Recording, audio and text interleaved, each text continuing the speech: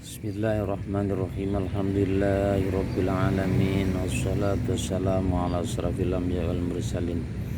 Sayyidina wa habibina maulana Muhammadin wa ala alihi washabihi ajma'in. Qala rabbi shrah li sadri wa yassir li amri wa hlul 'uqdatam min lisani yafqahu qawli. Ala yasdaqul azim. Kaum muslimin muslimat yang dirahmati Allah Subhanahu wa taala. Syukur kita panjatkan kehadirat Allah Subhanahu wa taala karena berkat limpahan rahmat, nikmat serta aman dari Allah Subhanahu wa taala sehingga kita sekalian pada pagi hari ini masih senantiasa diberi oleh Allah Subhanahu wa taala kekuatan iman Islam, kekuatan secara zahir batin sehingga kita mampu menjalankan kewajiban kita, yakni menjalankan puasa.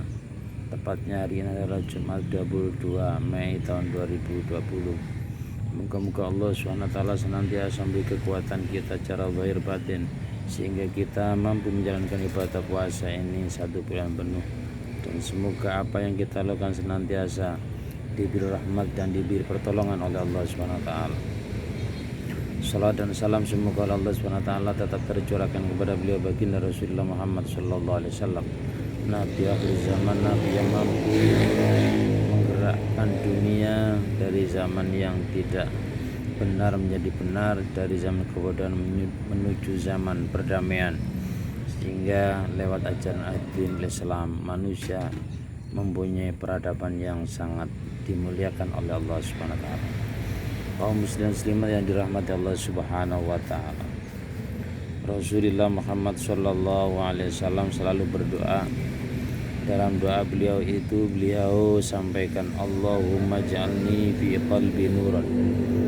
Rasulullah selalu berdoa kepada Allah agar di dalam hati ini adalah dijadikan sebagai cahaya, karena hati kalau menjadi cahaya pasti akan menerangi semua kekuatan, semua permasalahan, semua apa saja yang dirancang oleh akal dan pikiran.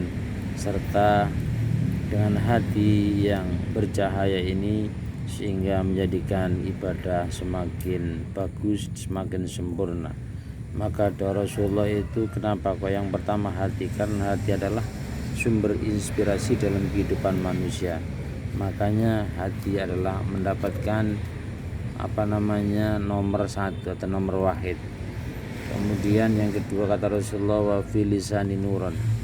Ya Allah, jadikanlah lisan saya ini menjadi cahaya untuk selalu zikrullah, selalu membaca kalimat-kalimat tauhid, selalu membaca kalimat-kalimat tahmid, selalu dibasahi dengan kalimat la ilaha illallah Muhammadur Rasulullah sallallahu alaihi wasallam. Wa fi basari nuran, di dalam mata itu juga jadikan mata menjadi mata yang mempunyai cahaya, yakni untuk melihat kebenaran, untuk melihat kebaikan, untuk melihat sesuatu yang positif yang mampu menggerakkan segala sesuatu untuk memperjuangkan nilai-nilai Islam, untuk menjadikan mata ini adalah mata yang diridhoi oleh Allah Subhanahu wa taala, bukan mata yang dimurkai Allah Subhanahu wa taala. Wa fi sam'i nuran, maka jadikanlah pendengaran telinga yang selalu bercahaya, selalu mendengarkan kebaikan-kebaikan, selalu mendengarkan hal-hal yang positif, tidak sebaliknya mendengarkan sesuatu yang tidak bermakna dan tidak ada artinya. Malah justru kadang-kadang yang membahayakan adalah mendengarkan kalimat-kalimat yang bertentangan dengan syariat Islam. Kemudian ya Allah, wan yamini nuran, jadikanlah arah kananku, tangan kananku ini adalah menjadi cahaya. Tangan kanan kalau menjadi cahaya akan mampu mengambil hal-hal yang positif. Tangan kanan ini sebagai kekuatan dalam fisik dan tubuh manusia untuk melakukan sesuatu, mengangkat sesuatu yang nilainya positif, nilai yang mendapatkan berkah dan mendapatkan ridho dari Allah SWT. Salah satu kenapa tangan kanan harus jadikan cahaya, mudah untuk menggerakkan ke arah-arah yang positif, ke arah-arah yang diridhoi oleh Allah Subhanahu wa taala.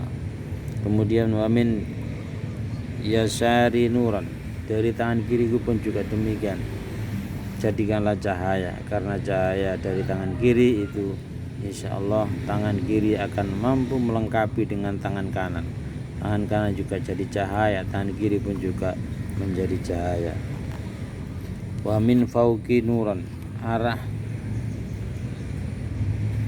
atasku jadikan cahaya, seluruh kekuatan yang ada di atas maka jadikan cahaya Allah. Minta hati nuron, dari arah bawah pun juga jadikan cahaya.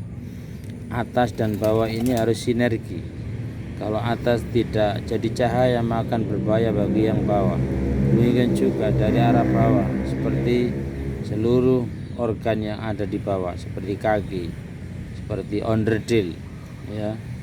Jadi itu alat kelamin termasuk ada di bawah. Jika itu manusia tidak mampu menggunakan alat kelaminnya dengan baik, malah justru digunakan terhadap hal yang mendapat murka dari Allah SWT, maka itu tandanya adalah itu arah yang bawah itu akan mendapatkan sisa. Naudzubillah min dzalik. Wa min amami nurun, dan dari arah depanku jadikanlah cahaya. Wa min khalfi nurun, dari arah belakangku jadikan juga cahaya. Jadi arah depan arah belakang itu harus sinkron, harus seirama, jadikan cahaya yang mampu untuk menerangi kehidupan. Waj'al li fi nafsi nuran, jadikanlah pada diriku ini menjadi cahaya. Wa azim li nuran, agungkan diriku itu semuanya bercahaya. Insyaallah dengan cahaya yang mana cahaya yang menuju ridha Allah Subhanahu wa taala, itu akan menjadi halal yang mendapatkan berkahnya dari Allah Subhanahu wa taala. Hadis ini diriwayatkan oleh Imam Bukhari yang Muslim. Karena itu marilah kita dalam hidup, karena kehidupan manusia itu adalah kehidupan yang sementara. Karena kehidupan sementara maka seluruh gerakan hidup kita tadi, baik hati, terutama hati, karena hati itu sumber masalah. Bisa masalah itu bermakna positif, bisa makna itu bermakna negatif. Kenapa demikian? Coba kita lihat dalam sebuah hadis Rasulullah Muhammad SAW. Ala inna fil jasadi mudghatan, bahwasanya di dalam tubuh itu ada segumpal darah. Idza saluhat saluha sairu amali, jika darah yang kecil itu yang mampu menggerakkan tubuh manusia itu adalah baik, darahnya itu baik, maka insya Allah gerakan tubuh kita itu akan menjadi baik. Wa idza fasadat sairu amali, jika gerakan darah itu adalah menjadi gerakan yang jelek atau darah itu mengarahkan kepada nilai-nilai yang negatif, maka akan hancurlah kekuatan amal manusia itu. Ala wahyal qalb, darah sedikit atau darah yang kecil itu tidak ada lain kecuali yang tumbuh di jasad manusia itu adalah hati. Maka hati adalah merupakan sumber kebaikan, bisa juga sumber kejahatan. Kalau bisa, hati bisa menjadi sumber kejahatan. Sebab jika hati manusia itu dirasuki setan, dirasuki oleh rasa dengki, sifat dengki yang tidak bisa dikontrol oleh akal. Coba bayangkan kenapa manusia itu ada kasus banyak pembunuhan di mana-mana. Itu karena hatinya sudah kerasuki setan, hatinya sudah tidak bisa dikontrol oleh akal yang sehat.